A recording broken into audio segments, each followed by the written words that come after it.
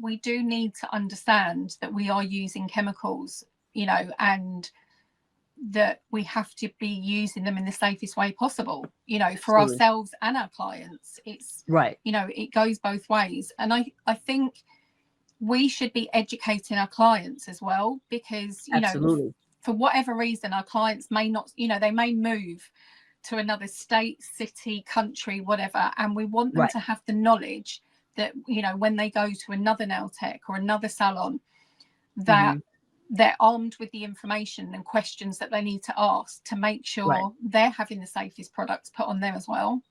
Polish in my hand, I'm ready to create each nail a masterpiece. I can hardly wait. Soft pastels or vibrant hues, each tells a tale in their artistry of nails.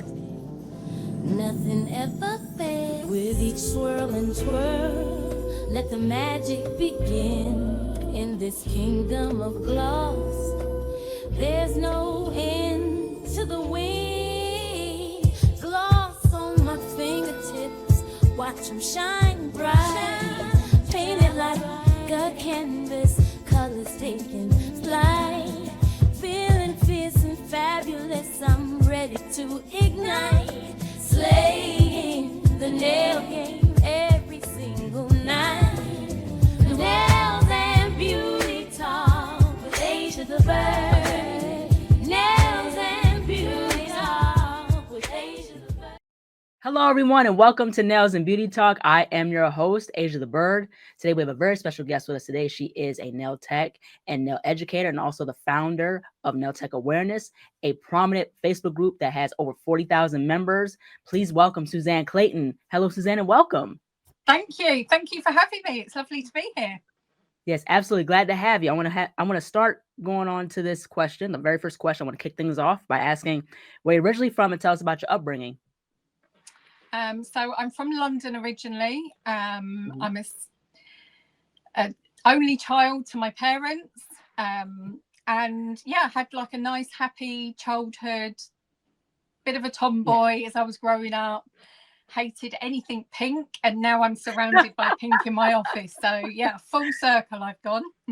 Yeah, very full circle. Yeah, absolutely. So tell us about your school experience, primary, secondary, university, things of that nature. So I'm going to say I hated school. I don't think I liked the conformity of, you had to wear this, you had to do this, you had to have lunch at this time. I didn't like the kind of structure at the time. But I loved learning. I loved knowledge. I loved reading books and was always into anything. And I left school and I went on to college. And so quite early on, I'd got into nails, and because I'd been having my nails done since I was 13, because I used to bite my nails. So my mum thought, let's go and get your nails done and let's help you grow them. And so from the age of kind of 14, 15, I was hooked. I really was hooked. I loved everything about it. So when I was leaving school and going to college, I wanted to do like beauty therapy, nails, I wanted to go into that industry. And my college school tutors, my parents all kind of said, but you've got a brain in your head, you really should use it, because obviously beauty and nails isn't seen, or wasn't back then, as a career. So I was kind of pushed into business and finance. And as much as I've always been good with numbers and things like that, I kind of hated it. It just wasn't creative enough for me. It didn't give me any kind of outlet. And quite quickly, I realised it wasn't for me. And I did full circle. I did all my secretarial courses, business and finance. Went into working in an office. I was a secretary to some managers. Kind of climbed the ladder really, really quickly. I was very young, but very motivated. And then I decided, no, this isn't for me. I want to go and do beauty and nails. So I went back to college and retrained. And that's what brought me back. But as much as I've always trained in beauty as well, nails was always the thing that brought me back. I don't know whether it was because if you were doing like a facial or massage or anything, you couldn't really talk, and I wanted to be able to talk. So nails, it gives you that outlet, doesn't it? You talk to clients, you meet different people, you can be creative. And I just loved it and just kept coming back to it, and kind of haven't left since. Yeah, and I find it very interesting because that's the same with me, because I didn't have much interest in like anything else. I loved art. Art was always like my passion. I loved the freedom it had, and not so much like how you said about like the structure aspect of things. And that's what led me into doing nails around like 14 years old and taking cosmetology courses, because I'm a licensed cosmetologist. And so, like, of course I had to learn the hair and, aesthetics and all the different areas. But the thing that I cared about was nails. I wanted to do nails and stuff. So now I've had my license for a good 8 or so years. So the thing is that, when you're drawn to something, you don't care about nothing else. Yeah. I do think, and when you're a nail technician, I do think it kind of chooses you rather than you choose it. Because just like you've just said, you're kind of drawn to it. There's just something about it. And I don't know about you, but I've always thought, when people say to me, what's your hobby? And I'm like, nails. And then they say, what's your job? And I'm like, nails. Because, whether you're working or not working, you still want to be doing something to do with nails. You want to be sitting, playing with something, trialing something, watching videos, scrolling through social media, seeing what everyone else is doing and thinking, oh, that's a great idea. And so I just think it becomes your life. It's not your career anymore. It's your life, isn't it? It's like eat, sleep and breathe nails. Right. Absolutely. Most definitely. I totally agree with that. So have you ever had any experience owning or working in a salon, possibly? Yeah. So I started off, I actually did some work experience while I was at college in a salon, and they offered me a job when I left. So I went to work there. And then I moved on to some other places that was more about nails rather than the beauty. And eventually started working from home for myself. And then, I've had several locations on the high street, from big salons to small salons, and loved every minute of all of them in just different ways. It's expensive to have a high street salon. It's, there's an awful lot of overheads. And then, like, I like having a home salon because it's kind of much more personal, it's and you've got a bit more flexibility and freedom because you don't have all those overheads. So I feel like I've done it all across the board, and what I've done at the time suited me at the time, so it was nice to grow into having a high street salon. Yeah, absolutely. Most definitely. So I want to push forward and talk about the British Association of Beauty Therapy and Cosmetology. So you're a nail expert for the organization. So tell us more about your role as far as the organization. So you've got BABTAC for short, and SIBTAC. SIBTAC is the education side, and BABTAC is more like for the industry as a whole. And because they work in the industry as a whole, and everything's constantly changing and evolving, like we'll talk about, ingredients and products, and different products come out and stuff. So they tend to call on experts that can help them if they're asked, from trade magazines or any kind of press, newspapers or magazines or TV. If they're asked for their opinion, then they'll always come back to an expert just to make sure they're giving the right information, because as an organization they can't maybe keep up to date on some of those changes all the time, because they work across nails, beauty, hair, aesthetics, across the board. And then because they have SIBTAC that who write our training qualifications. So I work with SIBTAC as well to work on making sure that their qualifications are up to date, that they include treatments and products that are available now, because as we know, it's changing all the time. And make sure that they've got a really good set of questions in their examinations. So it's quite diverse. you know, it's not something all the time. It's kind of, you know, ad hoc as and when they need a nail expert. But yeah, it's really great to work with, you know, organizations like that. It feels like a real honor to work with them, you know. Yeah, absolutely. I want to go ahead and talk about allergies. So the thing is, during like the pandemic, you know, there has been talk about allergies. You know, clients can allergic reaction to certain nail products. So I want to get into as far as HEMA. So what's your take on HEMA versus HEMA free? And is too much HEMA dangerous? So the recommended guidelines for HEMA is 35%. And, you know, I've been in the industry, I don't know, 25, 28 years, whatever it is. And I've always used products that have contained HEMA in those recommended guidelines, so 35% and below. But what we've seen in recent years is brands bringing out products that contain far higher percentages. And it's since we've had those far higher percentages, we've started to have problems. Now, it's not just the HEMA as an ingredient. It's to do with, you know, the products not being able to cure properly, which can stem from the HEMA. If there's too much in there, that product can't fully cure. And it's the undercured gel, the gel that's not fully cured down to the nail plate, that is leaching out onto the nail, migrating into the nail. And that's what's causing the reactions. But HEMA for me is not a problem as long as it's used in the recommended guidelines. But obviously, if somebody has a reaction, more than likely when they've had dermatology testing, it probably will come up that they're allergic to HEMA, so they will need to avoid it. So we do need products without.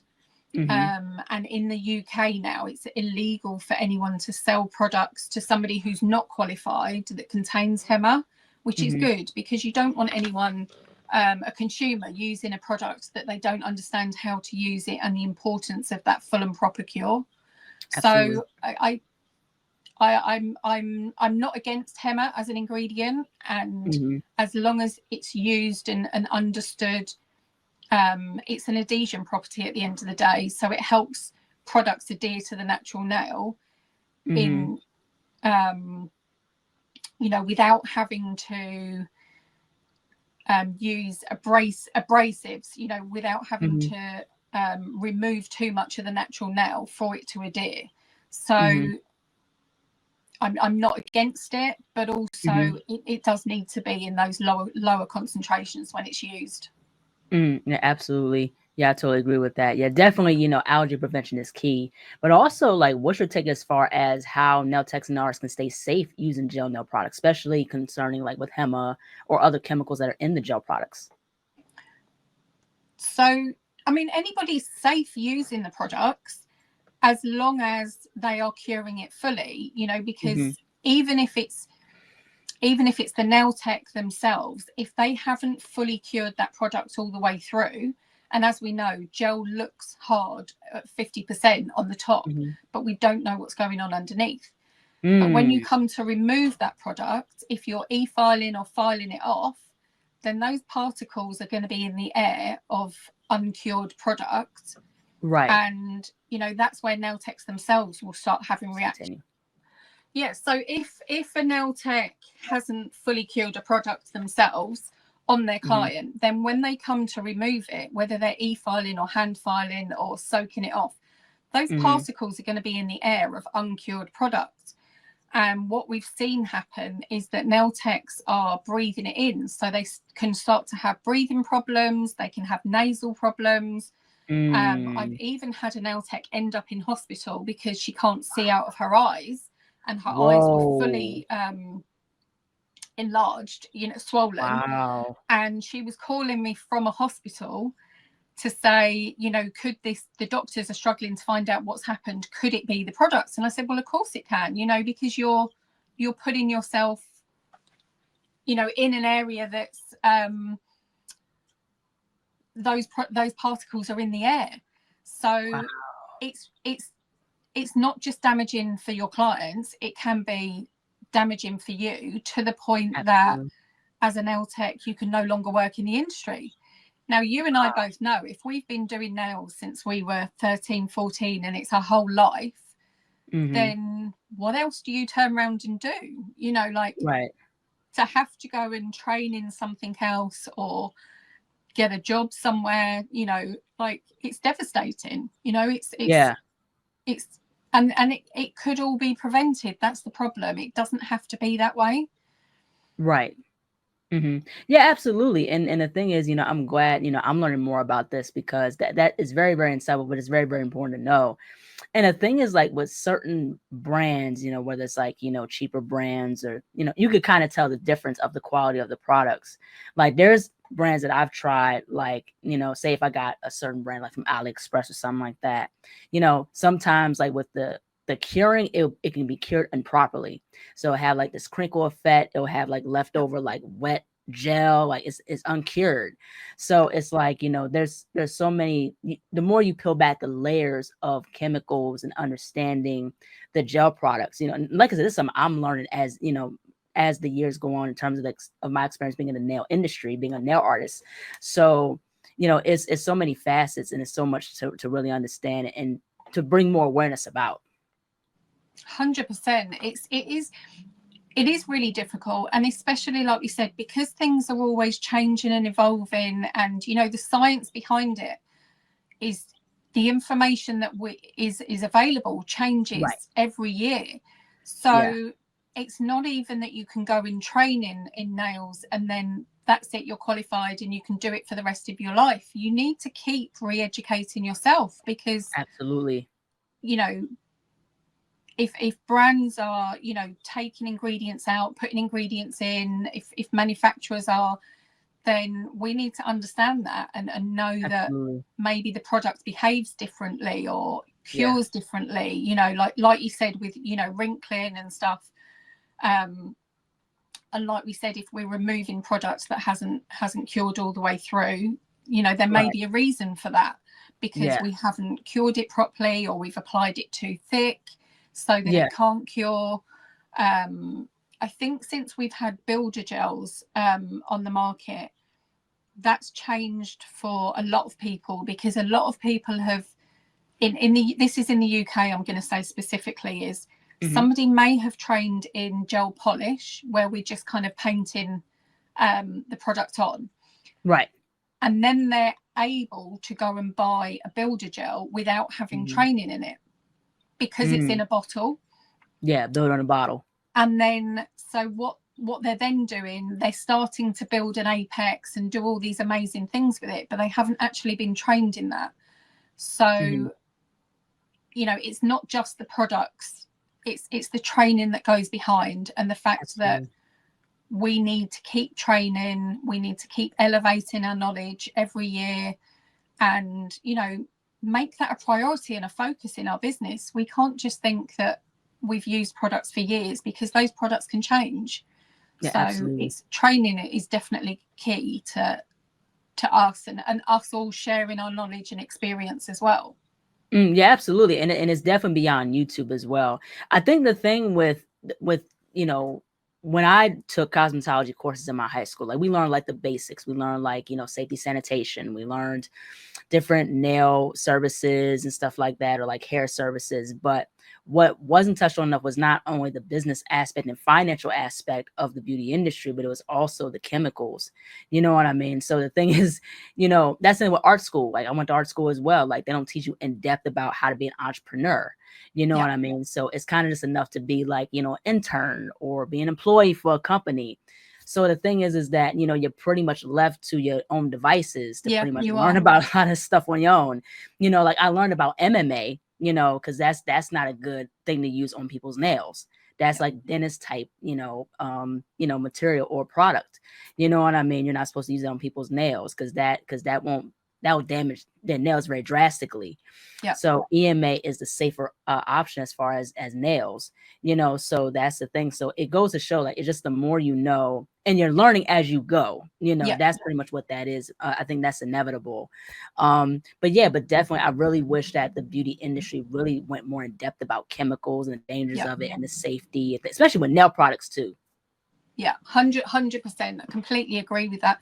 And you're right. You know, we go and do our training and we learn how to apply nails, remove them. You know, we learn all the pretty aspects of French manicures and nail art and all that. But we do need to understand that we are using chemicals, you know, and that we have to be using them in the safest way possible, you know, for ourselves and our clients. It's you know, it goes both ways. And I think we should be educating our clients as well, because, you know, for whatever reason, our clients may not, you know, they may move to another state, city, country, whatever. And we want them to have the knowledge that, you know, when they go to another nail tech or another salon, that they're armed with the information and questions that they need to ask to make sure they're having the safest products put on there as well. Yeah, absolutely. I totally agree with that. Absolutely. So I want to push forward and talk about nail tech awareness. So you created this Facebook group called Nail Tech Awareness. So I want to get into as far as like, how did the Facebook group come about? Like, how did it come about? So it was about six and a half years ago that I had a couple of clients have a reaction, and I didn't really know what it was at the time. Because of the combination of things that were going on, you know, like when we were at college and training, we were taught about onycholiasis and, you know, different things that can happen on the natural nail. But it was the combination of what was happening that I'd never seen before. And I didn't understand, you know, how, and I kind of blamed myself at the time. I actually slept on my sofa for about 3 or 4 months because it just made me sick thinking about it and trying to understand what had happened. And basically over time, I had texts contacting me asking me, have you seen this before? And they were having the same problem. Wow. And after a lot of research, we came to the conclusion that it was the products we were using, because we were all using the same products that were coming from the same factory. And so there was 12 or 13 of us nail techs together that had 53 reactions between us. Now, in over 20 years of being a nail tech at that time, I'd never seen a reaction myself. I'd never heard of anybody having a reaction. Right. So this was something that was, you know, not seen before. So I contacted the brands and said, you know, can I work with you? Can we get to the bottom of it? And straight away I started to have legal threats, and not to mention it to anyone else. And the more that there were nail techs starting to talk, you know, about this was happening, and we were trying to mention it in other Facebook groups, but nobody wanted to be a part of it. They didn't want it in their groups. Right. So I created Nail Tech Awareness. And within the first 3 days, we had 700 members. And I was just overwhelmed. You know, for 3 days, I'm approving all these members and posting what the group was about and what we'd found. And then it just exploded. From there, it just went crazy, to the point we've got I think we're at the point of 47,300 members today. Wow. And it's still growing. And that's incredible. Like every year for the last 6 years, I've been like, oh, it's going to slow down soon. It's going to slow down. And, you know, the group's not going to be as busy. And it just keeps getting bigger and bigger and busier and busier. Which still, I just can't believe that I'd started that and what it's grown to today. So obviously we created the group not just to raise awareness to other techs, but as a support group for those that were going through it. Because as I said, we didn't understand why it was happening at the time. And any experts I'd spoken to, they didn't fully understand either. So it took a lot of research and testing and speaking to expert after expert after expert to get to the bottom of why it was happening and how we could prevent it from happening, because that's all I've ever wanted. I didn't want anyone to go through what I went through. And that feeling of devastation and the cost of having to rebrand and change your whole business and put your trust into another brand, you know, it's the mental health that you go through at the time, the pressure you put on yourself is it's not a good place to be in. And I wanted other people to have somewhere where they could go and not be alone. Yeah, absolutely. And plus the financial aspect of it too. You know what I mean? Because if you're having to change your whole branding, to change the brand of the gel that you're using and things like that. So yeah, I think the financial aspect can definitely can take a mental toll. Yeah, and some people just couldn't afford to. You know, there were people that had to close their salons because back then we didn't understand why it was happening. They couldn't afford to rebrand. They were already struggling because obviously by this point, because this started, a year or 2 years before lockdown. So once we'd gone into lockdown, you know, people were struggling and a lot of people had to leave the industry because of it. And it's, you know, when you think, I mean, we did have somebody that once the group had started and she'd found the group and she realized that it wasn't her that had caused the problem, that it was the product she was using, she decided to come back into the industry because there were so many people that were at home, felt alone and didn't know where to turn for help or advice. And until people have found nail tech awareness, that's exactly what they felt. They felt alone and didn't know where to turn. Wow. Did you also create nail tech awareness for clients as well? Yeah. So 2 years ago, the BBC did a story on the allergic reactions, and I worked with them for quite a long time on bringing that story in the right context. And it was once that story went live on our telly in the UK that we had an influx of people trying to join nail tech awareness. And by that point, nail tech awareness for nail techs had become so much more than just a support network. You know, people can ask any questions in there to do with their business. So we felt like that group, you know, there was a lot of private information in the group that we wanted to keep as nail tech to nail tech. So it made me realize that there were clients out there who maybe their nail tech didn't understand what was happening. Or maybe the client had just stopped going to the nail tech, you know, they were too embarrassed or whatever. So I decided to create a group for clients, and I think we're at about 4,500 at the moment, trying to help clients understand again what's happened and what they can do moving forward. Because, you know, as you know, it's not just the case of having unsightly nails. It is going to affect their health for the rest of their life, because it could have an impact on dental treatment, hip and knee replacements, cataracts, diabetic patches, implants, plasters, having your lashes done. You know, the list is endless, and we're finding out all the time more and more things that are affected because they use the same adhesive ingredients that we use within our nail products. Wow. And the thing is, you know, and that's incredible how you made that group nail tech awareness, because, you know, it brought people together because they all related to what was going on and things like that. So, you know, that's the beauty of like nail community, where everyone can come together because they have in relation to a certain issue, and people are trying to find solutions. Like, okay, I don't know what to do. I don't know what's going on. You know what I mean? So that's great that, you know, you built these platforms, because it really helps people, you know, have a voice. It does. And it's, you know, when you, like we've said, when you know, we've done our training and we've all had different training, you know, we haven't all had the same levels of training, or maybe we don't retain some of the information, or maybe things have changed since we did do our training. And yeah, it's just nice to be able to have somewhere to go and know that people are in the same boat as you. You know, they understand what you're going through, because who else do you go to apart from another nail tech? You know, when you're absolutely, it doesn't matter what it is in your business, there's always something that, you know, we want to ask, you know, whether it's the chair that we want to buy, the brushes we want to buy, or whatever it is, you know. So yeah, it's nice to have a really supportive community where people can help each other and not feel alone. Yeah, absolutely. And also and it goes to show how like nuanced and also very layered things are.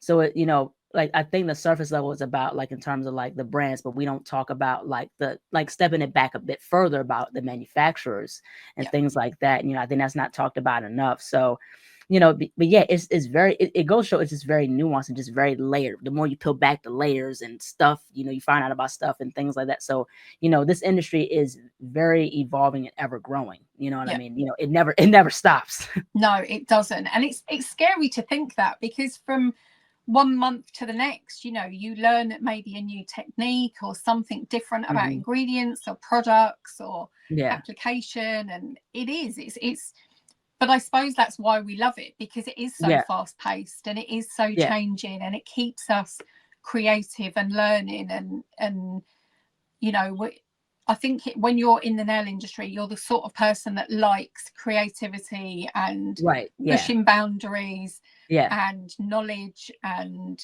you know, that freedom to keep learning, and there's always something to learn, isn't there? Yeah, absolutely. Yeah, most definitely. There's always something to learn. There's so much stuff that you can learn, like education, you know, different nail art, you know, techniques and styles, and you know, how to prep things better and things like that. So it is so much. It's like a big encyclopedia that never stops. Yep. It is. It's a crazy world. And like I said, it's definitely not just a career. It turns into your life, because it's fun. You know, we do have fun as well. It's not all about the science and everything. We do get to be creative and, you know, meet so many people on our journey, and we do get to have some laughs and some fun as well. It's just all round, isn't it? Yeah, absolutely. So I want to go ahead and get into more about the nail industry in the UK. So what is your perspective as far as the nail industry in the UK, and what are some things you like about the nail industry in the UK? I love the nail industry in the UK. I wouldn't still be here if I didn't. I think my only issue is that we need more consistency in our training, because it's very different in the UK to it is in the US. We just don't have any consistency and like minimum standards. And I think that's contributing to part of our problem.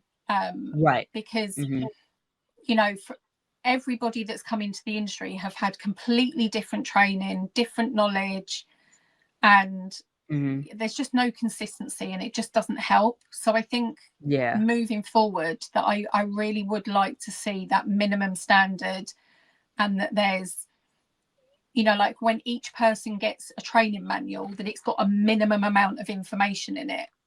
You know, like, so that we cover things like allergic reactions and curing and, you know, ingredients and all that kind of stuff. It would be nice to have that manual that's a minimum. And then, you know, educators can add personal stuff to it, you know, whether they've had a client and nothing was lasting on that client, and how they helped that client, you know, those kind of things. But we have a minimum kind of training. It needs to change, and hopefully it's going to at some point, because I think that would really help us. Yeah, absolutely. I think some sort of reform will be good, like a structured reform of like regulations, like how it is we're here in the US. Like you have to acquire a certain amount of hours, you know, you do apprenticeships, things like that. You know, because we're here in the US, like for cosmetology, it's 1,500 hours. In the state where I live, and then it's like 250 hours for like nail techs.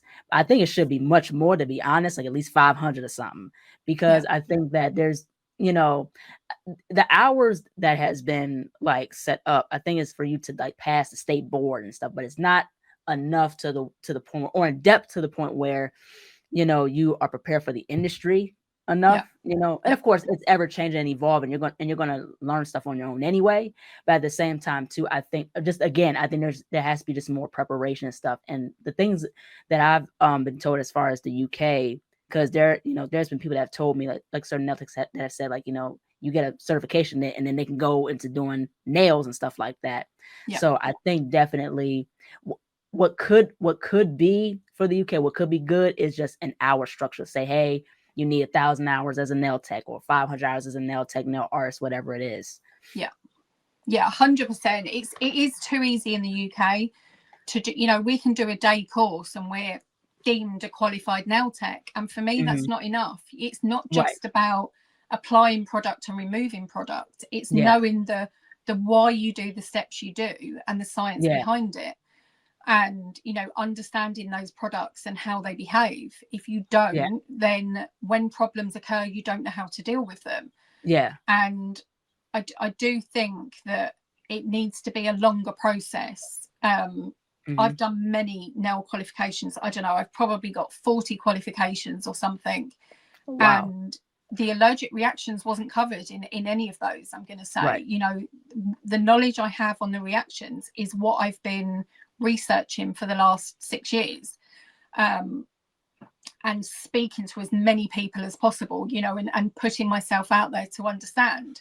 Right. Because I want to make sure that the information that I have in nail tech awareness is to the best of my knowledge. Do you know, and it's not just like hearsay and stuff. It's to the best of my knowledge. I've spoken to this expert, I've spoken to that expert, I've read a book, I've, you know, understood how different all the products are, because not all gel polish is the same and it doesn't behave the same. Right. Which I think a lot of people think all gel polishes are just the same, and you know, we need to change that kind of thinking. But yeah, so hopefully moving forward we can change that. You know, you do need to have a better understanding of anatomy and physiology, of chemistry, of chemicals, and how to store them, how to use them, and how to cure them, and everything else in between. It needs to be about more than just a pretty set of nails. Definitely. Yeah, absolutely. And totally, definitely the foundation is very, very important. I think, you know, definitely chemistry, parts of the nail, things like that. You know, because it has been, I think the nail industry has been more art centered than it has been on the educational side of things. So I think also with the nail industry all around us in general, especially, you know, with the US and even in the UK, it has to be a balance there between education and also like the artistry of it. So I think if we establish more of that balance, I think things will fall into place better, or have more, at least more structure. Yeah.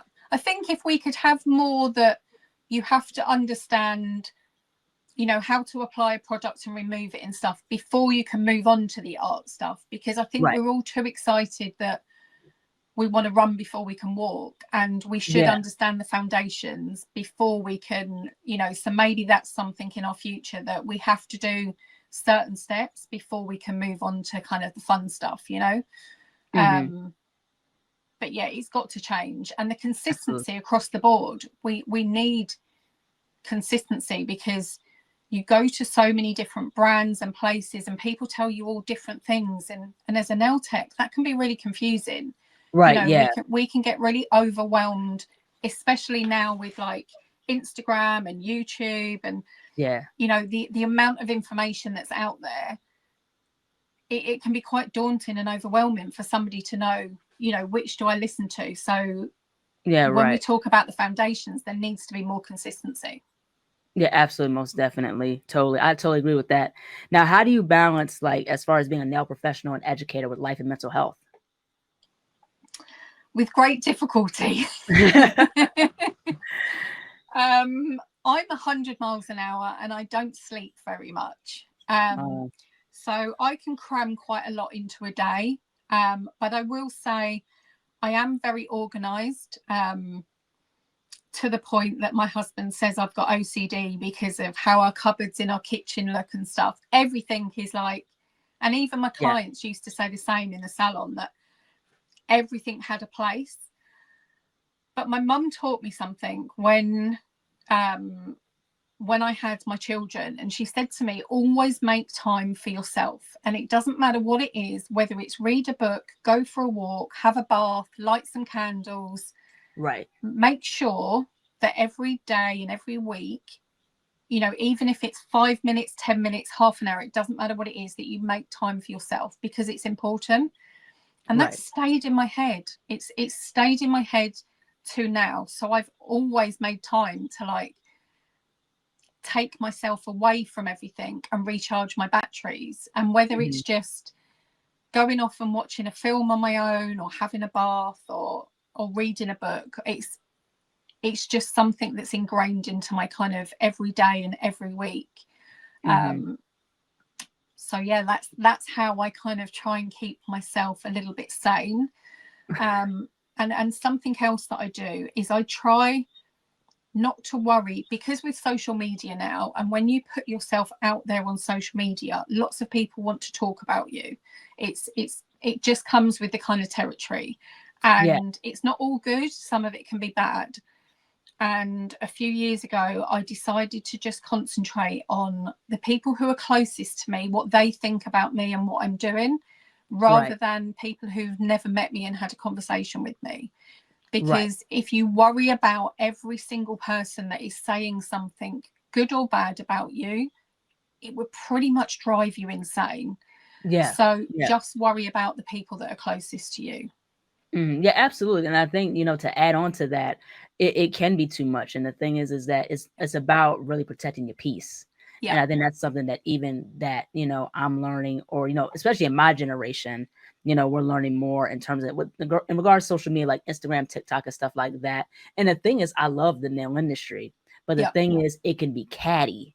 And the thing is that, with certain people, especially people who have high followings, I've noticed certain things in terms of just, nail artists being made fun of or something like that, or, just different stuff that, that I've seen. But, the thing is that, like, it's not a good thing to do. And, and also too, it's like, you have to learn to protect your peace and learn to balance being on social media and being off social media, things like that. So, and also find your tribe as well.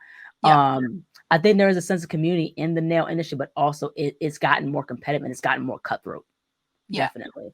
And I think if you keep your circle small, and you have friendships within the industry that have always been there, and you can really rely on and trust, then just keep them small, and don't feel like I'm always going to events and being invited to events and places, and I do meet a lot of people, and I will always help anybody that comes to me or in my inbox. I don't have an issue with that. But the people that are closest to me, my circle is very, very small these days, because you do have to protect your own peace. And you also have to think about how thin you can stretch yourself and your time. And, like turning off social media and going for a walk, or going and doing something and living in the real world. You need to do those things and prioritize them.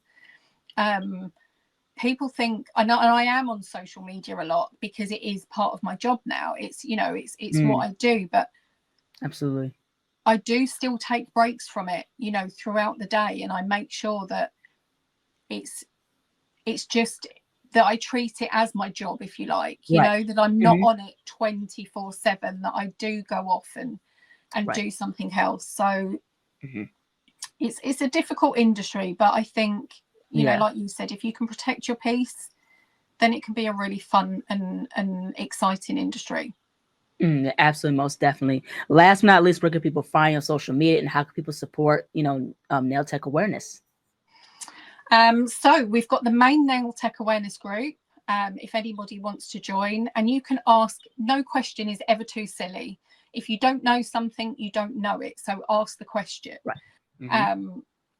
And then we've got the nail tech awareness for clients. And then quite recently, I started NTA Premium, which is a membership group. It's a low yearly membership. It's less than £1 a week.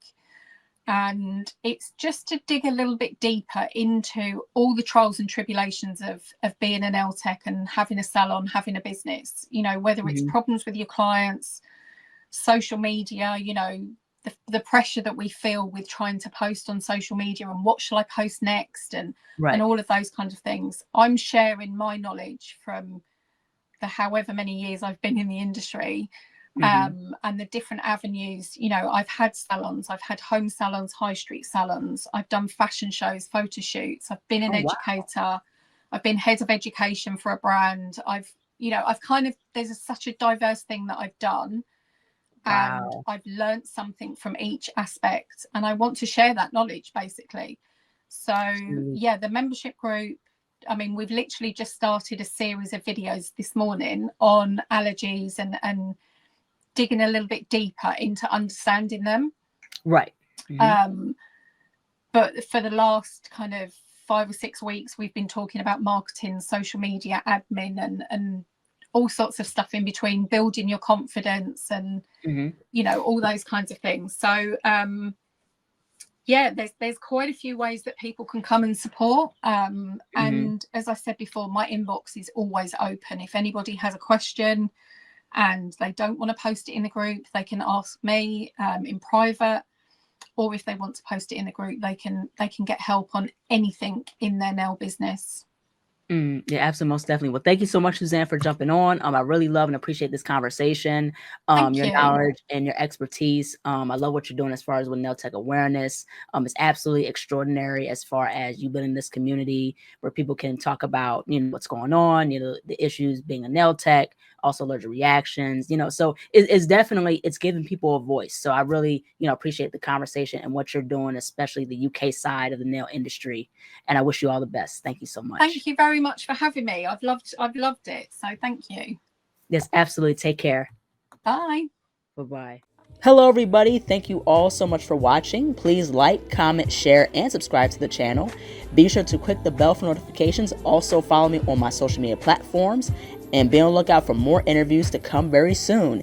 Take care, stay healthy, and stay beautiful. Bye-bye.